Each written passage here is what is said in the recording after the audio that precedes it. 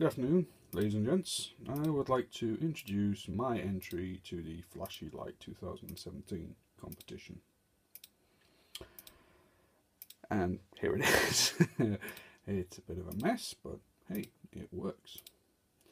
So, a little bit about it. Well, I saw other people doing different stuff with like fancy glassware and stuff, and I thought I'll go to a more down-to-earth approach using salvage components. So here I've got a relay, and I've got a couple of caps, a diode, resistor, and I've got a 12-volt bulb here, usually used for car internal lighting. So what's so special about this circuit? Well, this circuit is based around this relay, and as you can see there's a couple of devices spragged onto this relay. You can see a Zener, there's a flyback diode, and there's a resistor. So what I've basically done is I've generated created a sort of like a Schmitt trigger, an electromechanical Schmitt trigger.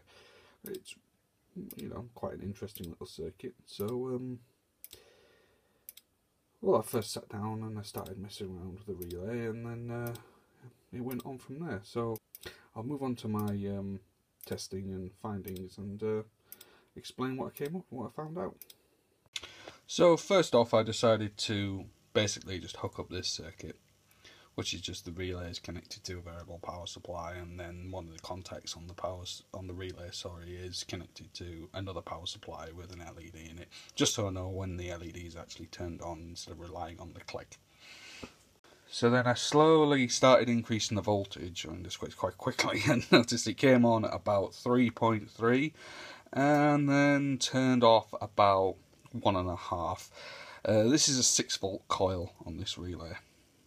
So with this circuit then, the LED turned on when the voltage across the relay was about 3.3 volts. I think it was probably a bit less. And then turned off when the voltage across the relay was about 1.5 volts. So you got a change in voltage of about 1.8 volts.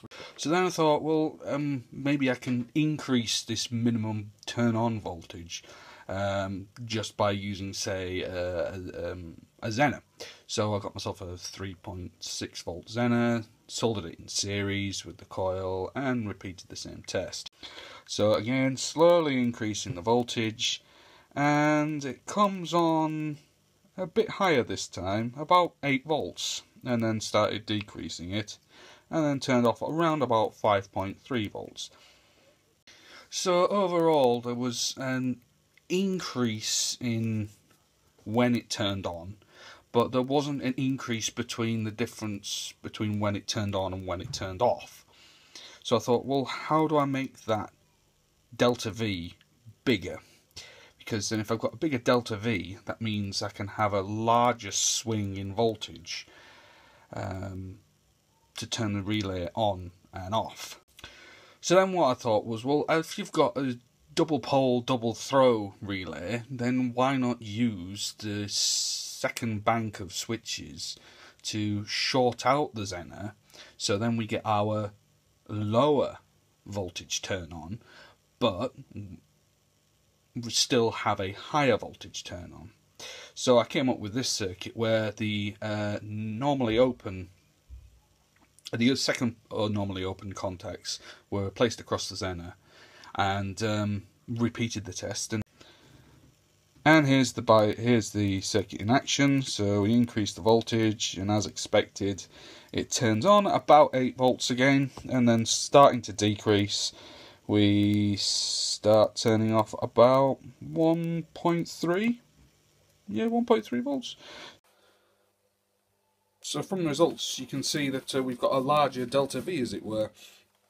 So with a higher on voltage and a lower off voltage, it will allow us to basically have a greater swing between on and off. And this is really good, because if you're using like a capacitor to discharge the charged energy into a relay, you don't want it to turn off within a small band, because then that just gives you a very small time constant. So you need a really large capacitor, or stick a really big resistor in series, but that would limit the current to the coil. So how does this circuit work? Well, you first turn on, current flows through this normally closed contact, through here, turns on your lamp, current returns. Same time, current also flows through this diode, through this resistor, into these two capacitors. So you've got a time constant there of about 33 ohms times 2 times 470 microfarads.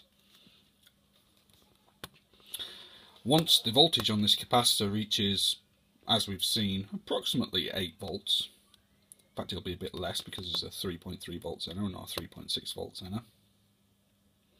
So once it reaches about 8 volts, this relay turns on, opens this contact, turning off the bulb, closes this contact, and that means the capacitors, now no longer receiving charge, now discharge through there, because it can't discharge current through here into the bulb because of this diode, and that would severely affect how this circuit operates, because all the current will just take a path of least resistance through the bulb.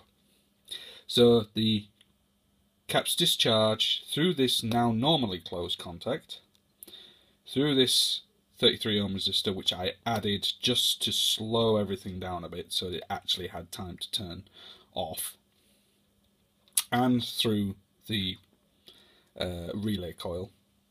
So essentially the time constant for off is dictated by these two capacitance, this resistance and this resistor. I'm sure you could work out when it turns off exactly from the by working out the voltage on the capacitor given time. And yeah, so once this once the voltage on this capacitor reaches about 1.3-ish volts, or well, less than 1.5 volts, the relay de-energizes, closing this contact, opening this contact, current then flows through the bulb again, and the capacitors are topped back up then through this diode. I think this is a really nifty circuit. A completely op-ampless Schmitt trigger. So here's the circuit in action. We're running off a DC supply. I've noticed it's a bit higher than the rated 12 volts. And for some strange reason, it needs a bit of a kick, does this circuit, hence why the higher voltage. I mean, if I start this at a lower voltage, so I'm now going to start this at the lower voltage of about 12.9 volts, which is typical of what a 12 volt system, like in a car, would run. It doesn't work. The lamp just stays on. And I don't know if you can hear that, but it's trying its best to change over. So like any oscillator system, it needs a bit of a kick. And there we go, it's back working again. But it's within, it's within the rules. I can use any voltage I want. This one just seems to operate above my expected voltage. If you know how that works, then if you know what's going on, then let us know.